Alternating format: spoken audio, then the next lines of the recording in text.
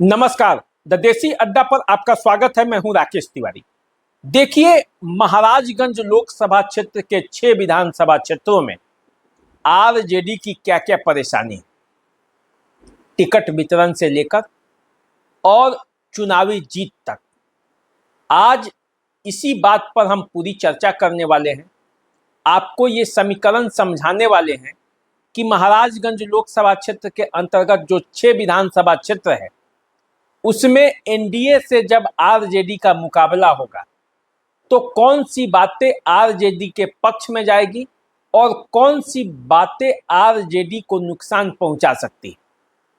पिछले चुनाव में हालांकि आरजेडी का परफॉर्मेंस अच्छा रहा, महागठबंधन का परफॉर्मेंस पूरे लोकसभा क्षेत्र में अच्छा रहा। 6 में से 4 सीटें महागठबंधन जीती और 2 सीटों से ही एनडीए को संतोष करना पड़ा। लेकिन इस बार यहाँ जनसुराज भी है, एनडीए भी है पूरी ताकत के साथ, चिराग पासवान भी अभी साथ खड़े दिख रहे हैं। तो ऐसी स्थिति में एनडीए का मुकाबला करना आरजेडी के लिए कितना मुश्किल हो सकता है। महाराजगंज लोकसभा क्षेत्र के 6 विधानसभा क्षेत्रों में क्या परेशानियां हैं आरजेडी का, इसी पर आज हम बड़ा पड़ताल करने वाले हैं और आपको एक एक बात बारीकी से बताने वाले हैं। देखिए, सबसे पहले शुरुआत हम करते हैं महाराजगंज से। महाराजगंज में आरजेडी की क्या परेशानी है। देखिए, महाराजगंज विधानसभा क्षेत्र में पिछले बार कांग्रेस चुनावी मैदान में उतरा था।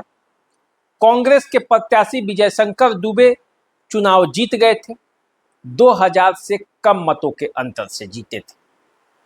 वो तब जीते थे जब लोजपा के यहाँ उम्मीदवार देवरंजन सिंह लगभग 29,000 के आसपास मत काट लिए। हेमनारायण शाह बड़ी मुश्किल से हारे थे। एनडीए के मतों में बिखराव कांग्रेस के जीत का कारण बना और अंतिम समय में जब विजय शंकर दुबे के स्वजातीय वोट उनके साथ हो गए, वही उनके जीत का सबसे बड़ा टर्निंग पॉइंट रहा। अब आरजेडी इस बार वहां से चुनाव लड़ना चाहती है। वो चाहती है कि ये सीट कांग्रेस से लेकर आरजेडी के खाते में चला आए, क्योंकि वहां से आरजेडी के बड़े नेता विनोद जायसवाल के पुत्र विशाल जायसवाल चुनावी मैदान में उतरने की चाहत रखते हैं। अब इसके साथ वहां कई और लोग पहले से दावेदारी कर रहे हैं।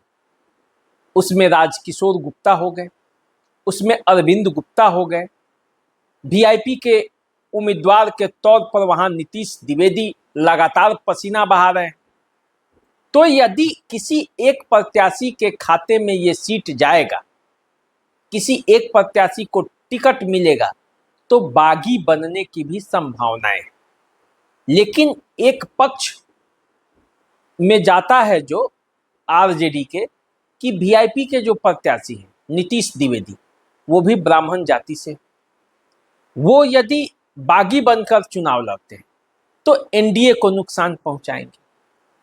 अरविंद गुप्ता ये आरजेडी के पुराने कार्यकर्ता हैं, हर साल टिकट की दावेदारी करते हैं, लेकिन टिकट नहीं मिलता है तो ये आरजेडी के साथ हो लेते हैं।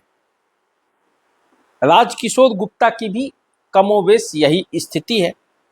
विजय शंकर दुबे क्योंकि महाराजगंज के मूल निवासी हैं नहीं, मांझी से चुनाव लड़ने आए थे, उनका मूल घर रघुनाथपुर विधानसभा क्षेत्र में है। तो ऐसी स्थिति में आरजेडी को अब ये सोचना है कि यहाँ का समीकरण कैसे बनेगा।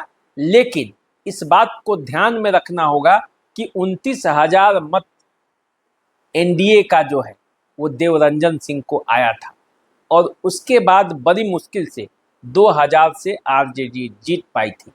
तो अगर इस बार मैनेजमेंट सही हो गया एनडीए के तरफ से, तो महाराजगंज में आरजेडी की मुश्किलें जो हैं वो बढ़ सकती हैं।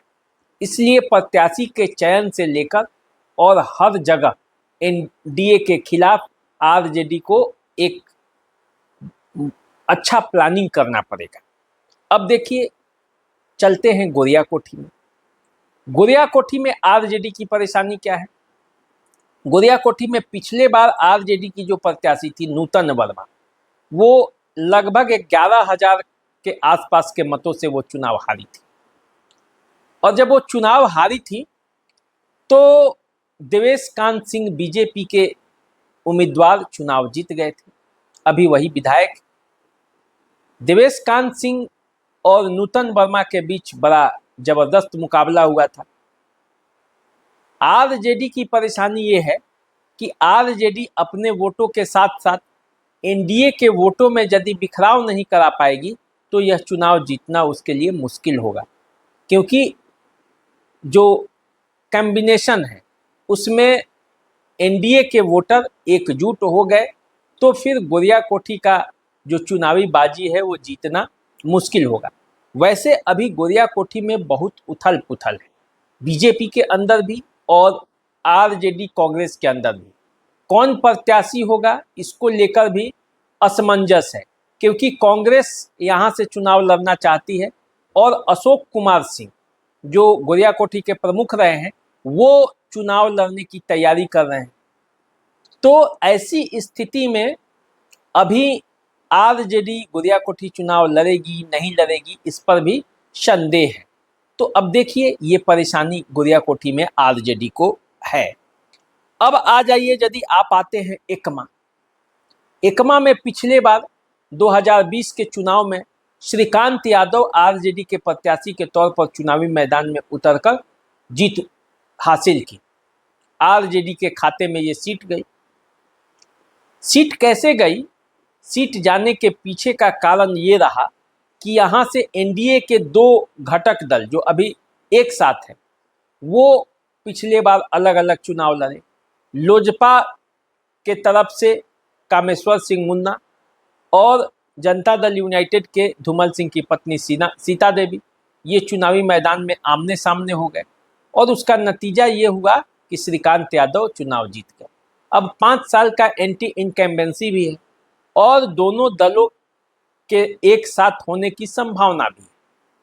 कामेश्वर सिंह मुन्ना और धूमल सिंह को एक जगह यदि एनडीए ने कर लिया और किसी एक को संयुक्त प्रत्याशी बनाकर मैदान में उतार दिया तो फिर आरजेडी के लिए यहाँ मुश्किल का सामना करना पड़ सकता है। तो इसलिए एकमा में भी आरजेडी को अपनी रणनीति बनानी होगी कि अगर एनडीए संयुक्त प्रत्याशी उतार दिया तो फिर आरजेडी की रणनीति क्या होगी। अब देखिए, आइए माझी में पिछले बार महागठबंधन के सीपीएम के उम्मीदवार सत्येंद्र यादव चुनावी बाजी जीत गए, काफी मतों के अंतर से जीते। और उसका कारण क्या था कि यहां से जनता दल यूनाइटेड ने माधवी सिंह को चुनावी मैदान में उतार दिया और बीजेपी के नेता राणा प्रताप सिंह निर्दलीय प्रत्याशी के तौर पर चुनावी मैदान में उतर गए।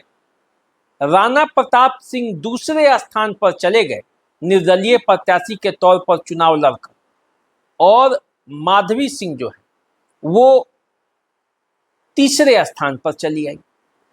दोनों के वोटों का जो अंतर है वही उसी के आसपास सत्येंद्र यादव की जीत हुई है। तो यदि माझी में समीकरण को सेट कर लिया जाए तो एनडीए आरजेडी और महागठबंधन को आसानी से पराजित कर सकता है।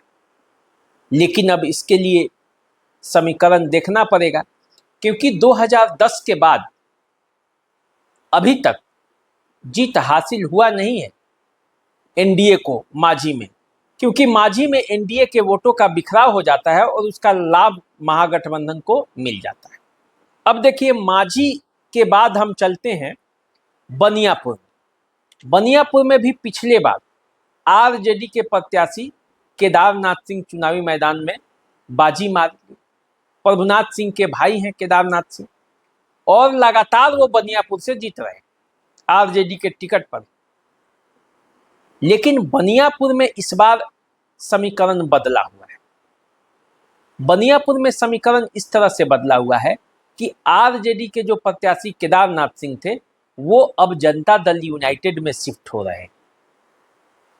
प्रभुनाथ सिंह का पूरा परिवार जनता दल यूनाइटेड में शिफ्ट हो गया है केदारनाथ सिंह टेक्निकली तौर पर अभी राजद के विधायक हैं, लेकिन उनका मन जनता दल यूनाइटेड के साथ है और चुनाव में टिकट के वे सबसे बड़े दावेदार हैं जनता दल यूनाइटेड के तरफ से।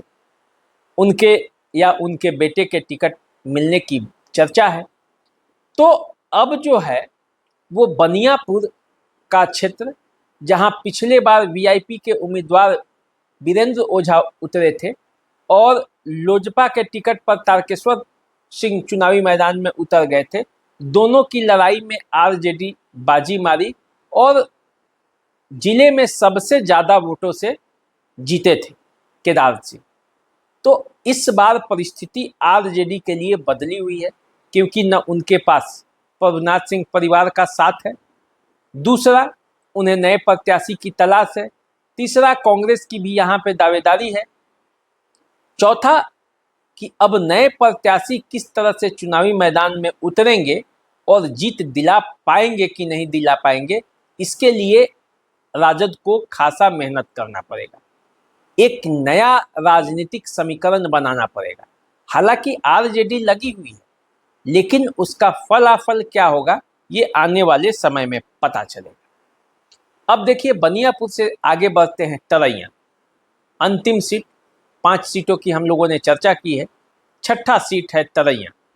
तो तरैया में इस बार आरजेडी की क्या मुश्किलें होंगी वो समझना है। यदि टिकट के वितरण में फिर सावधानी नहीं बरती गई तो ये सीट आरजेडी के पाले से निकल सकता है। देखिए, पिछला बार क्या हुआ था। पिछला बार आरजेडी ने यहाँ से सिपाहीलाल महतो का टिकट फाइनल किया, अपने निवर्तमान विधायक का टिकट काटकर। निवर्तमान विधायक मुद्रिका प्रसाद राय 15 का चुनाव 20,000 से अधिक मतों से जीते थे। उसके बाद जब 20 का चुनाव आया तो उनका टिकट काटकर सिपाहीलाल महतो को टिकट थमा दिया गया। तो मुद्रिका प्रसाद राय ये भी चुनावी मैदान में उतर गए। इसके अलावे मिथिलेश कुमार यादव ये भी चुनावी मैदान में उतर गए, 9,039 मत ला दिए। तो कुल मिलाकर आरजेडी का समीकरण जो है यहाँ पे गड़बड़ हो गया और 11,000 के आसपास से जनक सिंह चुनाव जीते। जनक सिंह का वोट काटने वाले भी कम लोग नहीं थे वहाँ। तरैया में सुधीर कुमार सिंह जो प्रभुनाथ सिंह के भतीजे हैं, वो चुनावी मैदान में निर्दलीय उतरे थे। 15,425 वोट उनको मिल गया था। शैलेंद्र प्रताप चुनावी मैदान में उतरे थे, उनको 13,995 मत मिला था। तो यदि इन वोटों को एनडीए एकत्र कर ले, विरोध के स्वर वहां नहीं फूटने दे, तो ऐसी स्थिति में राजद के लिए बड़ा मुश्किल होने वाला है तरैया। लेकिन तरैया का समीकरण ऐसा है कि वहां हर दल में विरोध के स्वर फूटते ही हैं। 2020 में भी फूटे थे और इस बार भी संभावना कोई अलग नहीं। तो आरजेडी को तरैया के लिए एक नई रणनीति बनानी पड़ेगी, क्योंकि तरैया कभी आरजेडी का गढ़ हुआ करता था। वहां से लगातार आरजेडी कई चुनाव जीतती रही है। उसी तरैया से रामदास राय कई बार जीते, अब जीत के लाले पड़े हैं। तो आरजेडी को तरैया के लिए भी रणनीति बनानी पड़ेगी। तो ये रहा पूरे 6 विधानसभा क्षेत्रों का समीकरण आरजेडी के लिए। आरजेडी क्या कर सकती है, अपने लिए कैसी संभावनाएं बना सकती है, जीत के लिए उसके लिए कौन कौन से रास्ते हैं, एनडीए कहाँ मुश्किल कर सकती है, इसी बात पर आज हमने चर्चा किया। तो आप हमारे साथ बने रहिए, हम आपको और इसी तरह विधानसभा क्षेत्रों के बारे में बता देते रहेंगे, बिहार की राजनीति से आपको अवगत कराते रहेंगे। हमें दीजिए अभी इजाज़त, लेकिन जाने से पहले मैं यही कहूँगा आपसे कि चैनल को सब्सक्राइब कर लीजिए। फेसबुक पर यदि हमें देख रहे हैं तो फॉलो कर लीजिए और अपना प्यार और दुलार उसी तरह दीजिए जिस तरह आप हमें देते रहे। नमस्कार।